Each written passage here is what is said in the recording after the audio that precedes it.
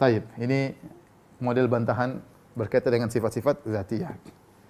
Contoh lagi syubhat yang mereka sampaikan. Contohnya, misalnya di sifat rahmat. Allah murka, misalnya kita dalam Al-Sunnah Allah murka. Inna rabbi qad ghadibal yauma ghadaban lam yaghdab mithlahu qablahu wala ba'dahu. Ketika orang-orang datang kepada Nabi Adam, wahai Adam, berikanlah syafaat kepada kami agar Allah datang mulai persidangan. Kata Adam, bagaimana saya mau memberi syafaat? Inna rabbi qad ghadibal yauma, sungguhnya Rabbku telah murka pada hari ini. Ghadaban, dengan suatu kemurkaan. Lam yaghdab mithlahu qablahu wala ba'dahu. Allah tidak pernah murka seperti ini sebelumnya dan Allah tidak pernah murka setelahnya seperti ini. Jadi ini murka yang baru. Mereka repot untuk memahami hadis ini. Kata mereka, murka tidak mungkin, Allah enggak mungkin murka. Yang kedua, apalagi murka yang baru. Karena mereka tadi Allah statis, enggak mungkin ada sesuatu yang baru. Akhirnya kata mereka murka, mereka takwil, maksudnya berkehendak untuk memberi hukuman. Mereka takwil. Kita bilang, kenapa kau takwil murka dengan kehendak? Kata dia, karena murka itu berarti golayanu dam, yaitu darah di jantung yang sedang berkobar. Kita bilang, itu lain. Ya. Itu murkanya manusia. Kalau Allah tidak murkanya demikian, tidak. Dari mana? Kita malaikat kan bisa marah. Malaikat saja tidak punya darah tercipta dari cahaya. Apakah malaikat kalau marah berarti jantungnya ada darahnya? Oh, malaikat saja tidak ada darahnya, tercipta dari cahaya. Nah, kalau malaikat saja marah, ya, tanpa harus ada darah yang bergejolak, apalagi Allah Subhanahu wa taala. Kenapa kau harus melazimkan kalau Allah murka berarti harus punya jantung, kemudian jantungnya bergejolak? Ini satu.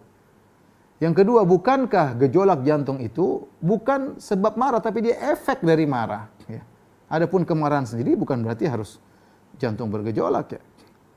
Ya, jadi intinya kita bilang marah Allah tidak sama dengan marah manusia.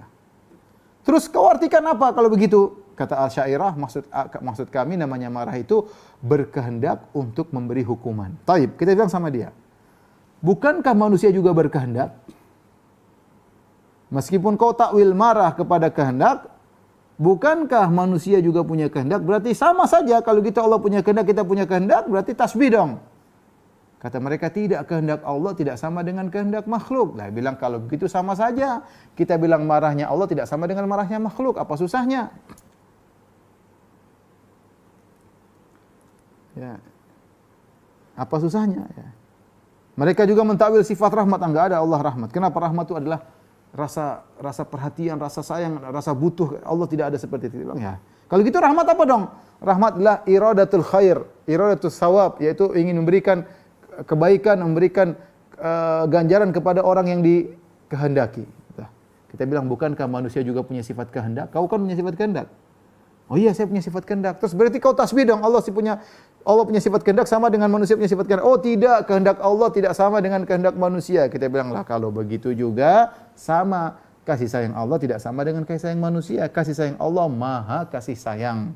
Kasih sayang manusia cuma sedikit, enggak ada nilainya dibandingkan dengan kasih sayang Allah. Dialah Ar-Rahman, Ar-Rahim.